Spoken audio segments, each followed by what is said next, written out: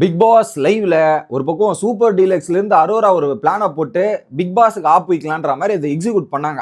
நீங்க எங்களுக்கு வைக்கிறீங்களான்ற மாதிரி ரிட்டர்னு பிக் பாஸ் ஒரு பிளானை போட்டு அப்படியே திருப்பி சூப்பர் டீலக்ஸுக்கு விட்டாங்க. அதுல குறிப்பா ஆதிரைக்கு வேற நான் ஃபயர் விடுவிடுன்னு விட்டுட்டு இருந்தேன் காலைல 2 ப்ரோமோல. ஆனா ஆதிரியும் என்னமா நீ இப்படி பண்ணிட்ட, நீயாமா இப்படி அப்படின்ற மாதிரி இருந்தது ஆதிரியோட நிலைமை. இன்னொரு பக்கம் கமருதீன் எல்லா இடத்துலயும் நீ இருந்தாவே அதுக்கேற்ற மாதிரி நடந்துருண்டான்ற மாதிரி சொந்த டீமுக்கே ஆப்பு வைக்கிற மாதிரி ஒரு வேலையும் கமருதீன் அழகா பார்த்துட்டாரு. அவங்க பிளான் போட்ட மாதிரி கமருதீன் பண்ணுவான் அப்படின்ற மாதிரி எக்ஸிக்யூட்டும் பண்ணி விட்டுருக்கார். அது என்ன ஏதுன்றதையும் பார்ப்போம். வணக்கம் மக்களே, நேஷனல் உச்சில இருந்து உங்கள் மணிவண்ணன். சேனலுக்கு புதுசா இருந்தீங்கன்னா சப்ஸ்கிரைப் பண்ணுங்க. வீடியோ பார்க்குற அனைத்து நண்பர்களும் மறக்காம லைக் போட்டுருங்க. கண்டென்ட்டுக்குள்ள போயிடலாம். ஃபர்ஸ்ட் காலையே கிச்சன்ல சாப்பாடு கம்மியா இருக்கு, இன்னைக்கு மதியம் பிக் பாஸ் வீட்டார் பட்டினி அப்படின்றத டிஸ்கஸ் பண்ணி ஒட்டுமொத்த மீட்டிங்குமே நடத்தினாங்க. அப்போ டீலக்ஸும் சூப்பர் டீலக்ஸ் ஹவுஸ் மேட்சும் இருந்தாங்க, பிக் பாஸ் ஹவுஸ் மேட்சும் இருந்தாங்க. ஸோ நம்ம நைட்டு சாப்பிட்டுக்கலான்ற டிஸ்கஷன் எடுத்தாச்சு. மதியம் சாப்பாடு செய்யல. அடுத்து என்ன நடக்குது, இந்த விஷயம் சூப்பர் டீலக்ஸ் ஹவுஸ் மேட்சுக்கும் தெரியும்.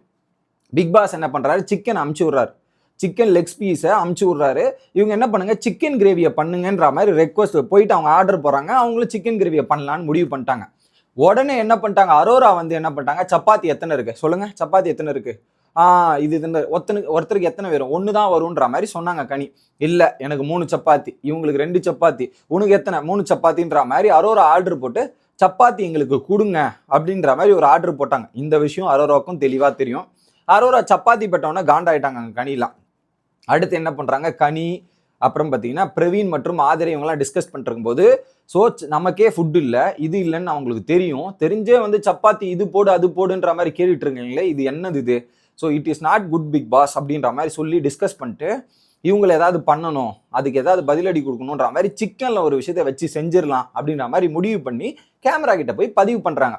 ஸோ நாங்கள் கிச்சனில் உப்பு போட போகிறோம், ஐ மீன் கிச்சனில் போயிட்டு சிக்கனில் உப்பு போட போகிறோம் அப்படின்ற மாதிரி பிக் பாஸ் கிட்ட சொல்லிட்டு, ஏன்னா எங்களுக்கு ஃபுட் இல்லை, ஃபுட் இருக்கும்போது எங்களுக்கு முன்னாடி ஒருத்தன் சாப்பிட்றது கொஞ்சம் அநியாயமா தெரியுது, ஸோ அந்த ஃபுட்டோட வேல்யூ என்னன்றதை அவங்களுக்கு புரிய வைக்கணும், தெரிஞ்சுமே இவங்க இப்படிலாம் பண்றாங்க, ஸோ அதனால தான் நாங்கள் இதை பண்றோம், அதை தாண்டி எங்கள் எல்லா இடத்துலையுமே நாங்கள் கரெக்டாக ஃபுட்டுலாம் கொடுத்துருக்கோம், நாங்கள் எவ்வளோ கஷ்டப்பட்டுருக்கோம், பட் இருந்தாலும் நாங்கள் இதை பண்ண போறோன்ற மாதிரி கேமரா முன்னாடி பதிவு பண்ணிட்டு வேலையை பார்க்குறாங்க.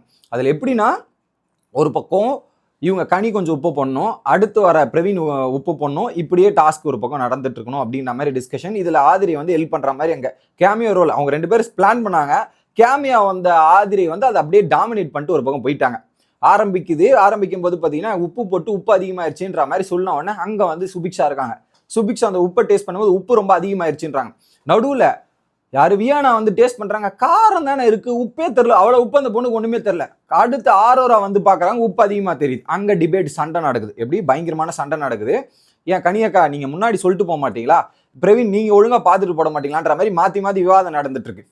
இதுக்கு நடுவுல பாத்தீங்கன்னா கரெக்டா குறுக்குல வராங்க ஆதிரி. ஒரு வேலையை கொடுத்தா ஒழுங்கா பார்க்க மாட்டீங்களா பிரவீன், சும்மா அங்க ஓடிட்டு இதெல்லாம் பண்றீங்க, எதுக்கு ஃபுட்டை வேஸ்ட் பண்றீங்க, இது பண்றீங்க, நீ ஏன் கேட்கற, நீ அந்த டீமா, உனக்கு என்ன ரைட்ஸ் இருக்குன்னும் போது இது பர்ஃபெக்ட் பிளான்டு தானே, ஓகே. அதனால ஆதிரை வாய்ஸை டாமினேட் பண்ணி அடின்னு மாத்தி பிரவீனும் ஆதிரியும் ஏகப்பட்ட கவுண்டர் ஏகப்பட்ட விஷயங்கள் நடந்துட்டு இருக்கு.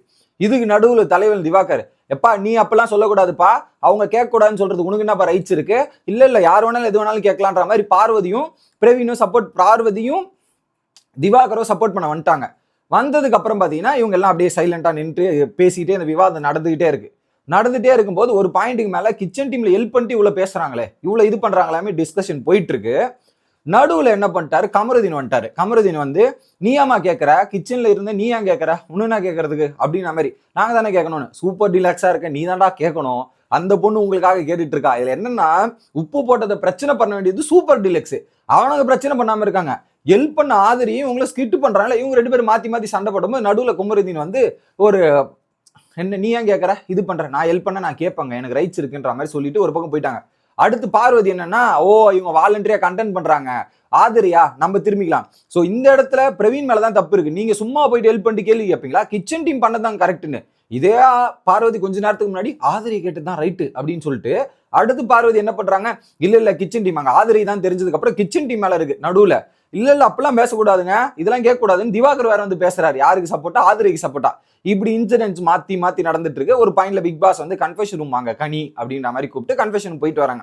இதுல உப்பை கம்மி பண்ணோம்னா அதுல கண்டுபிடிச்சாங்க ஒரு இடத்துல ரம்யா, இவங்க வேணுதுங்கிட்டே பண்ணியிருப்பாங்களோ, உள்ள போய் கேமரா முன்னாடி இவங்க பேசிட்டு வந்தாங்க, அதுக்கப்புறம் சிரிச்சிட்டு இருந்தாங்க.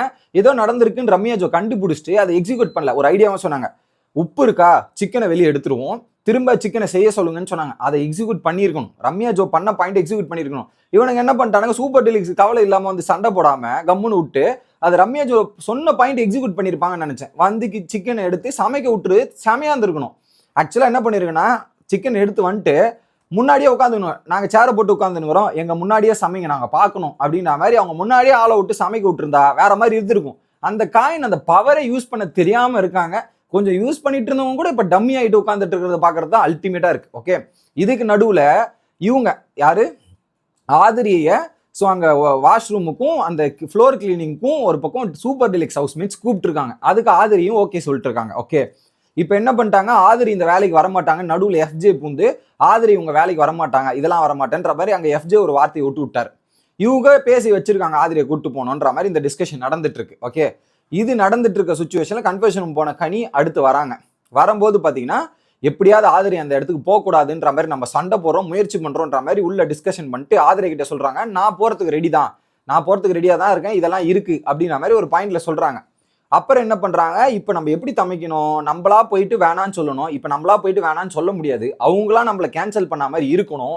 இதுக்கும் ஏதாவது திட்டம் போடலான்னும் போது கனி ஐடியா கொடுக்குறாங்க. நமக்கு தான் கமருதீன் இருக்கானே, அவன் கூட போயிட்டு ஏதாவது சண்டை போடுற மாதிரி சில விஷயங்கள் பண்ணுவோம், அவனே வந்து வர வேணான்னு சொல்ல வைக்கலாம், அவனே பண்ணிடுவான் அப்படின்ற மாதிரி சொல்றாங்க.